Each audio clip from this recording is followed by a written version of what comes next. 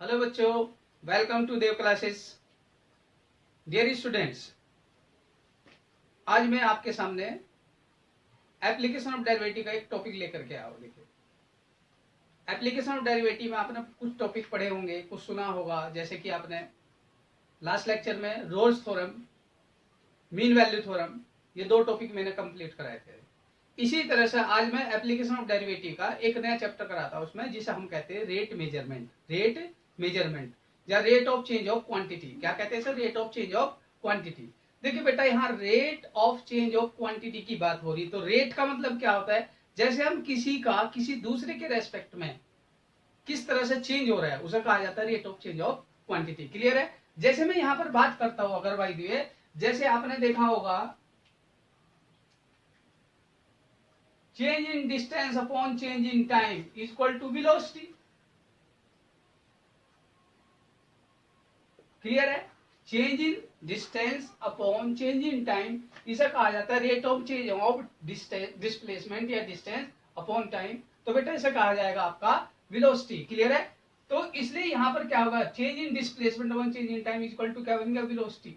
इसी तरह से आप dx upon dt x axis की ओर किस अगर बाई रेट ऑफ चेंज की बात करते हैं तो इसको आप कह सकते हैं ux। क्लियर है? Velocity with respect to time. Clear है? तो आप अगर भाई कभी भी इस तरह की बात करते हैं कि अगर मैं एक्स एक्सिस की ओर मूव करता हूं तो बेटा ऐसा कहा जाएगा dx बाई dt, तो इसे हम ux कह सकते हैं। क्लियर है? कोई डाउट? इसी तरह से y एक्सिस की तरफ अगर आप मूव करते हो तो इसे कहा जाएगा dy बाई dt, तो इसे कह सकते हैं uv। क्लियर? तो हमारे पास रेट ऑफ चेंज ऑफ, अगर आप बात करते हो डिस्प्लेसमेंट, इज कॉल्ड वेलोसिटी। बात समझ में आ रही बेटा? Rate of change of displacement is called velocity. और इसी तरह से अगर आप वेलोसिटी का रेट चेंज करते हैं टाइम के रेस्पेक्ट में, इसे कहते हैं आप एक्सेलरेशन। क्या कहते हैं बेटे साहब? एक्सेलरेशन। देखिए, यहाँ पर छोटी छोटी बातें हैं जो आप फिजिक्स में पढ़ते रहते हो, ये फिजिक्स में बहुत काम आते हैं आपके। Rate of change of velocity, rate of change of the displacement वगैरह की बात करते हैं, तो ये सब बातें यहाँ पर थोड़ा सा आपको एप्लीकेशन ऑफ डेरिवेटिव में चैप्टर में मिलता है। क्लियर है? तो हम जब किसी का रेट फाइंड करते हैं तो इस तरीके अगर हम बात करते हैं तो देखो यहाँ पर जैसे बेटा मैं बात करता हूँ एक्स एक्सिस की ओर, अगर बाई डी से बात की जाए तो वेलोसिटी एक्स एक्सिस के डायरेक्शन में, ये किसकी डायरेक्शन में? बाई एक्सिस के डायरेक्शन में। इसी तरह से अगर आपको हम लीनियर फंक्शन की बात करें, y is equal to f x is equal to m x. Clear है?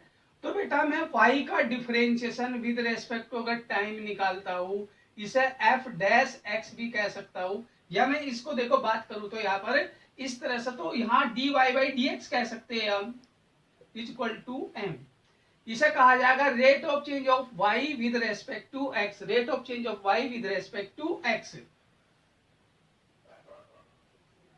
लेकिन हम यहां पर अगर बात करें rate of change of y with respect to time, तो इसे कहा जाएगा m times of dx by dt, तो इसे कहा जाएगा विद रेस्पेक्ट टू t या टाइम। समझ रहे बात को बेटा? इसको rate of change of y with respect to, इसी से rate of change of y with respect to time. इस तरह से आप इनको अलग अलग रेस्पेक्ट में कर सकते हो। बात समझ में आ रही बेटा? ये सब बातें कहलाती है change of y with respect to time, change of y with respect to x, तो इसे कहा जाएगा लीनियर फंक्शन है अगर कोई। इसी तरह से आपके पास कोई क्वाड्रेटिक फंक्शन आ जाता है, तो बेटा जब कोई क्वाड्रेटिक फंक्शन होगा तो आप उसे कह सकते हैं y is equal to a x square plus b x plus c, और इसका डिफरेंशिएशन अगर आप x के रेस्पेक्ट में करते हो तो आप जानते हो 2ax प्लस के बी, इसे विद रेस्पेक्ट टू x कहेंगे, change in y with respect to x। लेकिन अगर मैं इसका टाइम के रेस्पेक्ट में करता हूं बेटा dy by d t is equal to 2ax, लेकिन यहाँ dx upon dt plus k b times of dx upon dt, आप इसे कहेंगे जीरो। क्लियर है? यहां पर क्या बन गया बेटा? dx बाई dt को बाहर ले लीजिए आप,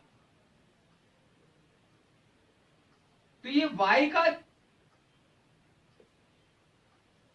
आप टी के रेस्पेक्ट में यहां पर कर रहे हैं।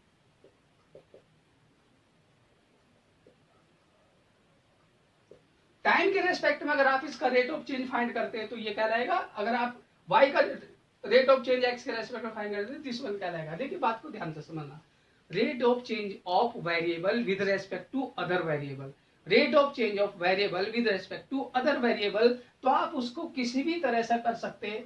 डिस्प्लेसमेंट का टाइम के रेस्पेक्ट में, डिस्टेंस का टाइम के रेस्पेक्ट, जिस तरह की भी बात करते हैं आप यहाँ पर, ये सब बातें आपको rate of change of measurement में बात कर सकते हैं। Rate of change of quantity की बात करते हैं तो बेटा इस तरह से कुछ एग्जाम्पल आते हैं, तो आप इस टॉपिक को थोड़ा सा समझे।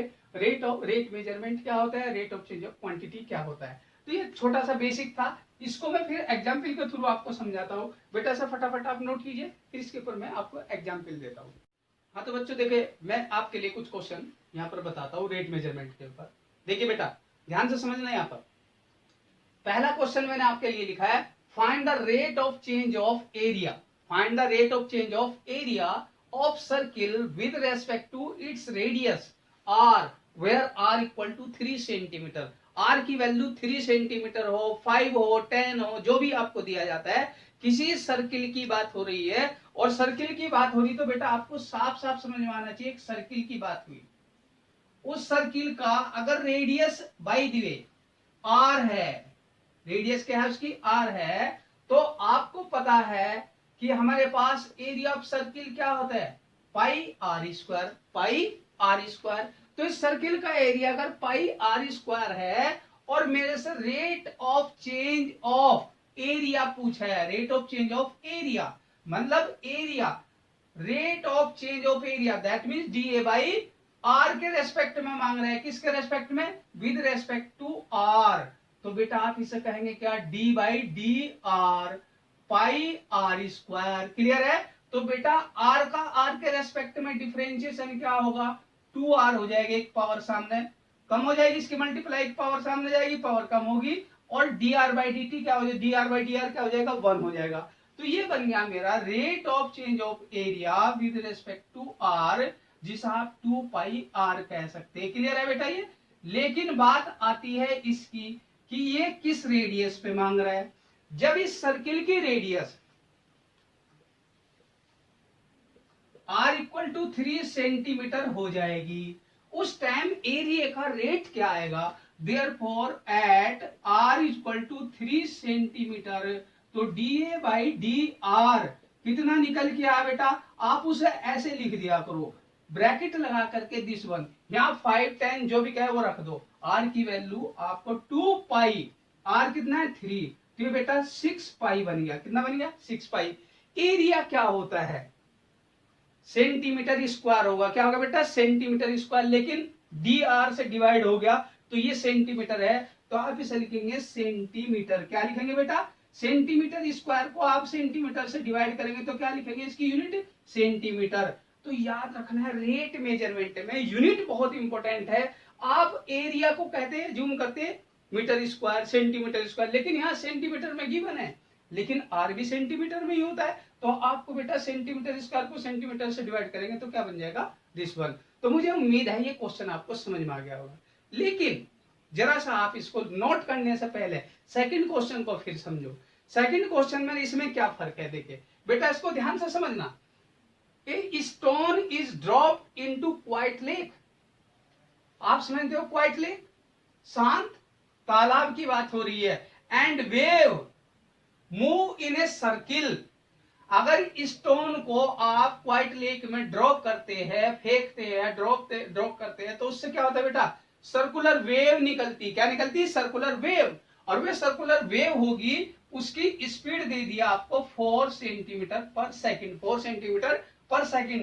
एट द इंस्टेंट, उस समय पे, when the radius of the circular wave is 10 centimetre, अगर उस समय पे सर्किल की जो रेडियस है वो 10 सेंटीमीटर हो जाए, क्या हो जाए, 10 सेंटीमीटर, आर की वैल्यू क्या बन जाए, 10 सेंटीमीटर, तो तब आपको ये बताना है how fast the circumference is increasing, enclosed area increasing.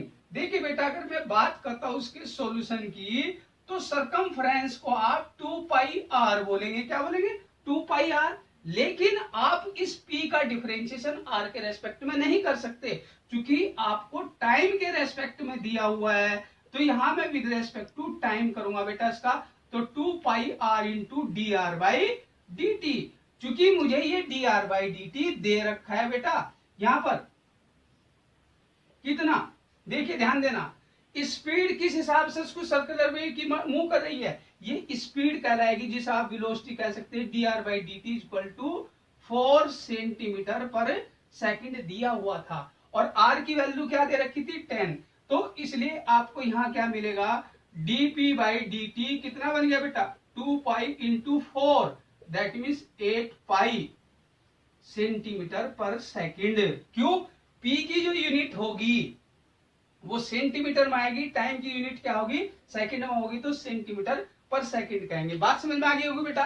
Second इसका पार्ट देखो, सेकंड पार्ट क्या है? एरिया की बात कर रहा है। एरिया होता है पाई आर स्क्वायर। कितना होता है बेटा?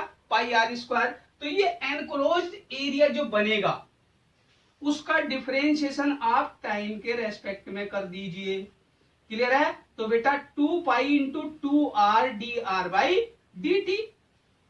इसके लिए आपको क्या करना है? आर की वैल्यू भी रखनी है, और साथ साथ में आपको इसकी भी वैल्यू रखनी है। तो ये कितना बन गया बेटा? 80 पाई बन गया। कितना बन गया? 80 पाई।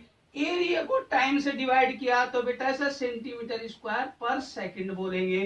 तो मुझे उम्मीद है टाइम के रेस्पेक्ट में और रेडियस के रेस्पेक्ट में जब सर्कुलर की बात होगी तो ध्यान रखना है, टाइम के रेस्पेक्ट में दिया होगा या पूछेगा आपको, या फिर आपको हाउ फास्ट लिखा हुआ है साफ साफ इसमें, तो हाउ फास्ट मतलब टाइम के रेस्पेक्ट में मांगा हुआ है और टाइम के रेस्पेक्ट में आपको दिया हुआ भी है। तो इस तरह से आप इस एग्जाम्पल को दोनों को समझ सकते हैं। दोनों एक जैसे एग्जाम्पल है जो सर्कुलर के ऊपर बात हुई है। अगर सर्कुलर की बात होती तो देखो नेक्स्ट आगे मैं आपको स्फेरिकल बात करता हूँ। स्फेरिकल कैसे होते, रेक्टेंगुलर फॉर्म कैसे होते, क्यूब फॉर्म कैसे होते, तो उन सब एग्जाम्पल को समझने के लिए पहले बेटा आप इन्हें फटाफट नोट कीजिए, फिर मैं नेक्स्ट एग्जाम्पल आपको समझाता हूँ।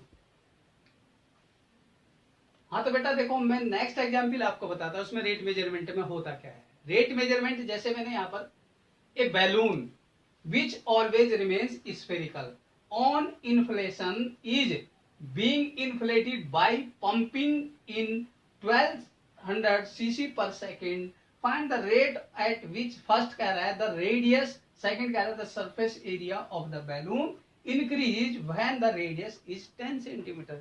कहने का मतलब पहली एग्जाम्पल दूसरी एग्जाम्पल में मैंने सर्किल का यूज किया था। किसका यूज किया बेटा? सर्किल का। यहाँ पर यूज कर रहा हूं मैं स्फेयर का। स्फेरिकल अगर बात होती है तो 3D में आ गई, वो 2D में फिगर थी। तो आपको ध्यान रखना है, अगर मैं स्फेरिकल बात करता हूं तो देखो स्फेरिकल है, अब ये क्या है? स्फेयर है। अब आपको लग तो रहा है सर्किल देखने में, लेकिन ये स्फेयर की बात कर रहा है। अगर स्फेयर की बात करें तो बेटा इसकी रेडियस आर अज्यूम किया जाए। क्या अज्यूम किया जाए? आर अज्यूम किया जाए। ये स्फेयर है, 3D फिगर है, तो 3D फिगर में स्फेयर की रेडियस इंक्रीज करेगी। अगर उसके अंदर आप वॉल्यूम इंक्रीज करते जाएंगे, पंपिंग करते जाएंगे, तो बैलून हो या कोई भी चीज है तो वो एक्सपेंड करेगी। एक्सपेंड करेगी तो रेडियस उसकी इंक्रीज करेगी। रेडियस इंक्रीज करेगी तो बेटा उसका सरफेस एरिया भी इंक्रीज करेगा। क्लियर है? यहां पर यही क्वेश्चन बदल सकता था, उसका नया तरीका क्या है? अगर आप इसमें वॉल्यूम इंक्रीज कर रहे हैं, मतलब इसको पंपिंग कर रहे हैं, इसके बजाय आप इसका अगर सरफेस एरिया बढ़ाते तो ये पूछ लेता आप उसका वॉल्यूम कितना इंक्रीज कर रहे हैं। तो आपको अलग अलग तरीके से क्वेश्चन दिया जा सकता है। यहाँ वॉल्यूम आपको बढ़ाना पड़ रहा है, उसके हिसाब से ये पूछ रहा है रेडियस किस हिसाब से इंक्रीज करेगी और सरफेस एरिया किस हिसाब से इंक्रीज करेगा। तो ये दो बातें पूछी गई है। तो बेटा यहाँ पर अगर मैं सॉल्यूशन की बात करूं, आपको dv बाई dt ये दे रखा है 1200 cc पर सेकंड, ये गिवन है। r की वैल्यू 10 दे रखा है। जब इसमें दो चीजें आपको ये गिवन मिल गई, क्या हुआ है बेटा? ये गिवन है, आपको समझ में आ गया होगा। गिवन क्या है मुझे? जब इस स्फीयर की रेडियस 10 सेंटीमीटर हो जाएगी उस समय मुझे ये बताना है इसकी रेडियस किस रेट से इंक्रीज कर रही थी, इसका सरफेस एरिया किस हिसाब से इंक्रीज किया था। तो बेटा यहां पर क्या करना है? फर्स्ट केस के लिए मुझे v लिखना है पाई। देखो वॉल्यूम ऑफ दिस वन क्या होता है आपको पता है, इसका 4/3 pi r cube, 4/3 pi r cube. और आपको पता है वॉल्यूम इंक्रीज कर रहा है किसके हिसाब से, टाइम के रेस्पेक्ट में। किसके हिसाब से बेटा, टाइम के रेस्पेक्ट में। तो आप इसे लिखेंगे dv/dt इक्वल टू 4/3 पाई, ये रहेगा कांस्टेंट नंबर है एज इट इज, इसकी पावर सामने जाएगी और आर की एक पावर कम हो जाएगी। फिर आपको क्या लिखना है, आर का डिफरेंशिएशन टाइम के रेस्पेक्ट में लिखना पड़ेगा। क्लियर है। और इसके हिसाब से आपको पता है ये 3 से 3 कैंसिल आउट हो गया और ये वैल्यू आपको गिवन थी बेटा। इसकी वैल्यू कितनी थी आपके पास, 1200। 4 पाई आर की वैल्यू कितनी दे रखी है आपको, 10, उसका स्क्वायर करो तो यहां से dr/dt फाइंड कर लेंगे, कोई दिक्कत नहीं है। तो आपको पता है ये सब कैंसिल होने के बाद आपको कोई वैल्यू मिलेगी, 100 आएगा, कैंसिल हो जाएगा। तो आप इसे क्या कह सकते हैं बेटा, therefore dr/dt कितना बन गया, 3/पाई रेडियस अपॉन टाइम। तो सेंटीमीटर पर सेकंड बोलना है बेटा, सेंटीमीटर पर सेकंड, क्योंकि रेडियस को टाइम से डिवाइड कर रहे हैं तो आप इसे क्या कहेंगे, centimetre per second. Second case क्या था मेरे पास, सरफेस वॉल एरिया की बात कर रहा है ये।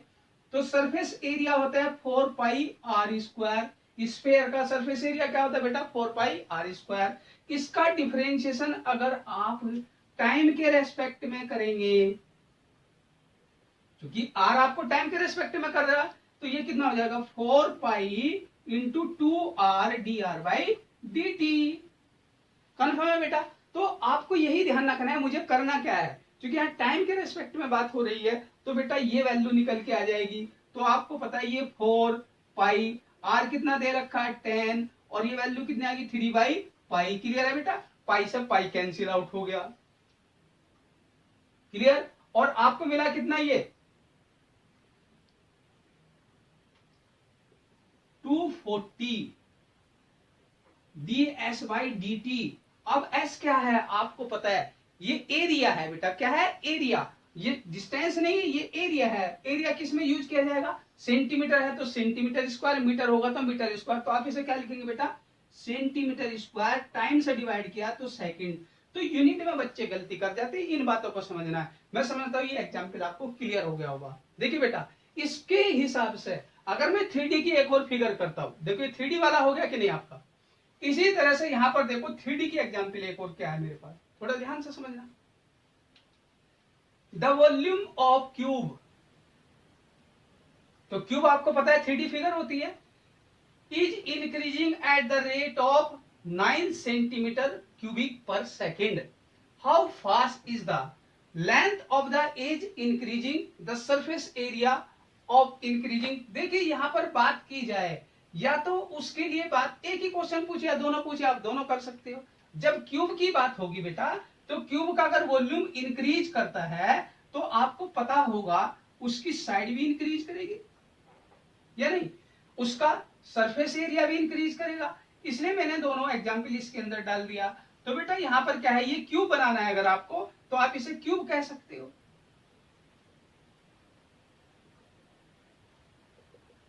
इसकी लेंथ आप x अज्यूम कर लीजिए। क्लियर, कोई प्रॉब्लम। तो यहां पर अगर बाई दी बात करें हम, सॉल्यूशन क्या होगा, v इक्वल टू क्या गिवन है, 9 क्यूबिक पर सेकेंड। क्लियर है। तो ये आपको, लेकिन बेटा इसके साथ साथ इसने कहा है मुझे तब इसकी बतानी है साइड किस हिसाब से इंक्रीज करी होगी, सरफेस एरिया किस हिसाब से इंक्रीज करेगा, जब इसकी साइड 10 सेंटीमीटर लंबी हो जाएगी उस टाइम इसके साथ क्या कंडीशन बन के आती है। क्लियर है। मेरे पास गिवन क्या था कि जब इसकी लेंथ 10 सेंटीमीटर एज हो जाएगी उस टाइम पर इसकी एज किस रेट से इंक्रीज करेगी, सरफेस एरिया किस रेट से इंक्रीज करेगा। तो सिंपल सी बात है। तो आप यहां पर क्या करेंगे बेटा, एरिया लिखेंगे क्या आप इसका, वॉल्यूम सॉरी, एक्स क्यूब। कितना लिखेंगे बेटा, एक्स क्यूब। और वॉल्यूम आपको पता है एक्स क्यूब है, तो बेटा यहां से dv/dt 3 times of x square into dx/dt। बात समझ में आ गई। इससे पता चल रहा है जो मेरे पास इसकी साइड की जो लेंथ है वो किस रेट से इंक्रीज करेगी। ये गिवन है मुझे, ये गिवन है, तो बेटा यहां से क्या हुआ 9 इक्वल टू 3 इंटू 10 का square into dx by dt। Simple सी बात है। तो आपको मिल क्या गया, ये dx बाई dt कितना बन गया बेटा 3/100। लेकिन ये क्या है सेंटीमीटर, और अपॉन में सेकंड लगा दो, तो बेटा इसकी जो साइड की जो इस लेंथ की जो स्पीड जो आपके निकल के आएगी किस रेट से इंक्रीज कर रहा होगा वो dx बाई dt कितना मिला बेटा 3/100 centimetre per second. Second case ले सकता हूं मैं सरफेस एरिया। सरफेस एरिया क्या होता है क्यूब का 6 times of x square, 6 times of x square. इसका डिफरेंशिएशन अगर आप करते हो टाइम के रेस्पेक्ट में तो बेटा ds by dt equal to 6 times of 2x into dx by dt। Clear है बेटा। ये इन दोनों बातों को ध्यान से समझना। यहां पर क्या हुआ, अगर मैं x की वैल्यू रख देता हूं, देखिए यहां पर 10 और ये वैल्यू कितनी निकल के आए बेटा 3/100। कितनी निकल के आए हमारी 3/100। तो यहां से ds बाई dt निकल के आएगा कितना, आप इसको देखेंगे ये आपके पास बन गया 36/10 जिसे हम 3.6। देखिए बेटा ds अपॉन dt, s क्या है एरिया है, एरिया की यूनिट क्या होती है या तो सेंटीमीटर स्क्वायर या मीटर स्क्वायर, तो इसे लिखूंगा सेंटीमीटर स्क्वायर पर सेकंड। तो बेटा मुझे उम्मीद है दोनों क्वेश्चन आपको क्लियर हुए होंगे। देखो ये 3D फिगर की बात हो रही है, तो आपने हाई स्कूल में सब फॉर्मूले पढ़े, उनका डेरिवेटिव का अगर रोल इसमें अगर वायदे कर लिया जाए तो बेटा ये आपके लिए कंपटीशन में एकेडमिक में इतने इंपॉर्टेंट क्वेश्चन होते हैं। 4-4 नंबर के क्वेश्चन आते हैं एकेडमिक में, कंपटीशन में भी कोई भी क्वेश्चन होगा क्या है 1-2 लाइन के क्वेश्चन होते हैं, फटाफट हो जाते हैं। एकेडमिक में अगर आपका फाउंडेशन मजबूत है तो बेटा कंपटीशन में मैं आईआईटी में नहीं समझता ऐसे चैप्टर परेशान करते। आपको यही समझना है किसका डिफरेंशिएशन किसके रेस्पेक्ट में करना है, क्या वैल्यू दी है, कैसे उसे सब्स्टिट्यूट करना है, बहुत आसान होता है। आप इनको नोट कीजिए, फिर मैं नेक्स्ट एग्जाम्पल आपको और बताता हूँ बेटा। देखो बेटा आपको नेक्स्ट एग्जाम्पल मैं आपको बताता हूँ। इसमें ये रेक्टेंगल के ऊपर बेस्ड है, रेक्टेंगल के ऊपर बेस्ड एग्जाम्पल है, तो आपको ध्यान से समझना है रेक्टेंगल के ऊपर क्या है। ये कोई भी रेक्टेंगल अगर होता है, पहले तो आप इसको समझिए कोई रेक्टेंगल है, क्योंकि लैंग्वेज के क्वेश्चन होते हैं इसलिए आपका टाइम वेस्ट होता है, उससे बचना है आपको।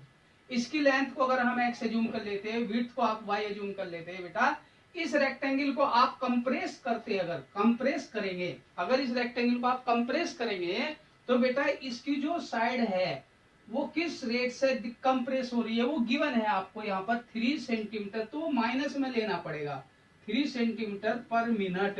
कंप्रेस करेंगे तो बेटा माइनस में लेना पड़ेगा।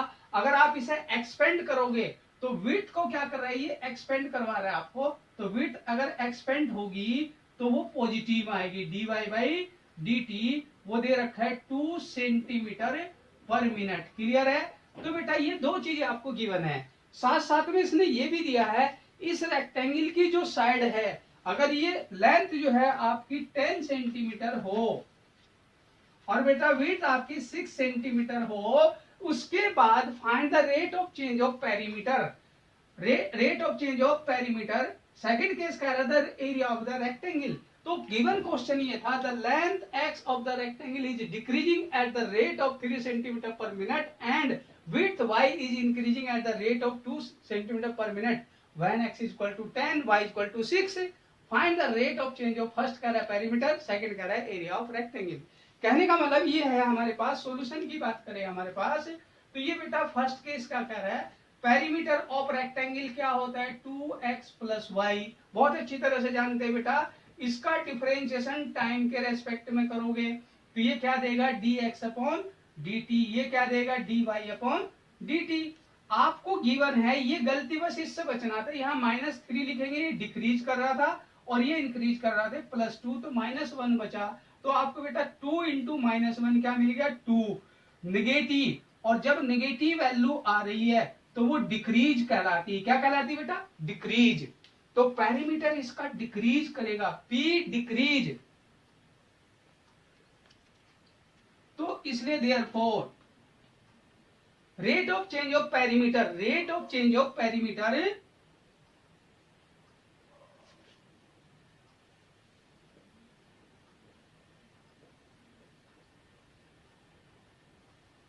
डिक्रीज एट 2 सेंटीमीटर पर मिनट, 2 सेंटीमीटर पर मिनट। चूंकि बेटा आपको सेंटीमीटर पर मिनट में ही गिवन था, तो 2 सेंटीमीटर पर मिनट में ही आपको देना, तो इसलिए आप इसको क्या करें, सेकंड जो मेरे पास केस है, तो सेकंड केस मेरा क्या है, यहाँ एरिया की बात कर रहा है, और एरिया आप जानते हो x इंटू वाई आएगा। क्या आएगा बेटा, x इंटू वाई। और जब x इंटू वाई होगा तो इसका डिफरेंशिएशन में टाइम के रेस्पेक्ट में करता हूं, तो ये बेटा d a by d t is equal to x into d y by d t plus k y into d x by d t. तो आपको पता है प्रोडक्ट रूल कहलाता है। और ये सब आपको क्या दे रहा है, यहाँ पर x की वैल्यू आपको पता थी 10, d y by d t आपको पॉजिटिव 2, वाई की वैल्यू थी 6 और d x by d t minus के 3। तो बेटा 20 माइनस 18 कितना बन गया, प्लस का 2। तो यहाँ पर मिल गया क्या आपको, पॉजिटिव 2 मिला है। तो जब ये 2 पॉजिटिव है सेंटीमीटर स्क्वायर पर मिनट बोलूंगा इसको, क्यों बेटा, यहाँ पर क्या हुआ, एरिया की बात हो रही, सेंटीमीटर सेंटीमीटर पर मिनट की बात होगी, क्लियर है। तो इसलिए आपको ये ध्यान रखना है, ये पॉजिटिव आया तो इसे क्या बोलेंगे आप, इंक्रीज। तो यहाँ क्या बोलेंगे, rate of change of area, rate of change of area of rectangle increase at the rate of 2 centimetre square पर मिनट। तो एग्जाम्पल आपको समझ में आया होगा। तो बेटा इस एग्जाम्पल को ध्यान से पढ़ना, कोई भी इस टाइप का एग्जाम्पल हो, किसी भी तरह का डाटा दिया होगा तो आपको ध्यान से करना है, उसको कभी भी गलती नहीं करनी है। तो 4 नंबर का बहुत अच्छा क्वेश्चन बोर्ड में आता है, तो इसलिए आपको अच्छी तरह से नोट करना है, इंपोर्टेंट एग्जाम्पल कहलाता है। तो आप इसे फटाफट नोट कीजिए, फिर मैं आपको नेक्स्ट एग्जाम्पल समझाता हूँ। हाँ तो बच्चों देखो, अब मैं आपके लिए कुछ एग्जाम्पल लेकर के आया हूँ। बच्चों ध्यान से समझना, यहाँ पर जो एग्जाम्पल है दोनों बिल्कुल डिफरेंट है और दोनों एग्जाम्पल बिल्कुल सिमिलर है। बात को ध्यान से समझना, जो बाकी एग्जाम्पल आपने पढ़ी थी उनसे ये बिल्कुल डिफरेंट एग्जाम्पल होती है, लेकिन दोनों एक जैसी होती है। दोनों एग्जाम्पल इसलिए एक साथ लिखा है मैंने, और दोनों एग्जाम्पलों को ध्यान से समझना बेटा, क्योंकि इसमें इंडस्ट्रियल बात हो रही है। क्योंकि आप लोगों को कुछ चीजें कंफ्यूजन होता है, क्योंकि 11th 12th के बच्चे, IIT के बच्चे जो है ना, अभी तो इंडस्ट्री में नहीं पहुंचे, लेकिन आपको पता होना चाहिए इंडस्ट्रियल क्या बात हो रही है। ये कह रहा है the total cost in rupees associated with the production of x unit of item is given by this one। देखिए अगर हम प्रोडक्शन की बात कर रहे हैं, कहीं प्रोडक्शन हो रहा है, तो वहां प्रोडक्शन में अगर टोटल कॉस्ट की बात हो, वो एक इक्वेशन बना के दे दिया आपको, ठीक है। जब इक्वेशन बना के दिया तो find the marginal cost, find the marginal cost. अब बच्चों को बहुत से ये नहीं पता होता मार्जिनल कॉस्ट क्या होती है, इन बातों को ही समझना आज आपको बेटा। When x equal to 3 unit, when x equal to 3 unit, जब x की वैल्यू 3 यूनिट हम प्रोडक्शन करते हैं, तब मार्जिनल कॉस्ट क्या आती है निकल के, x की वैल्यू 5, 10 कुछ भी दे सकता है, तो बड़ी यूनिट होगी तो बड़ी की बात हो सकती है।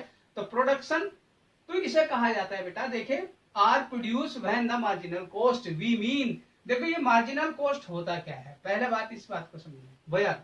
Marginal cost we mean the instantaneous rate of change of total cost at any level of output. देखिए बेटा, अगर हम मार्जिनल कॉस्ट की बात कर रहे हैं तो इसको ध्यान से समझना है। जैसे मेरे पास टोटल कॉस्ट की इक्वेशन गिवन है, टोटल कॉस्ट की इक्वेशन दिया हुआ है, कुछ भी गिवन होगा,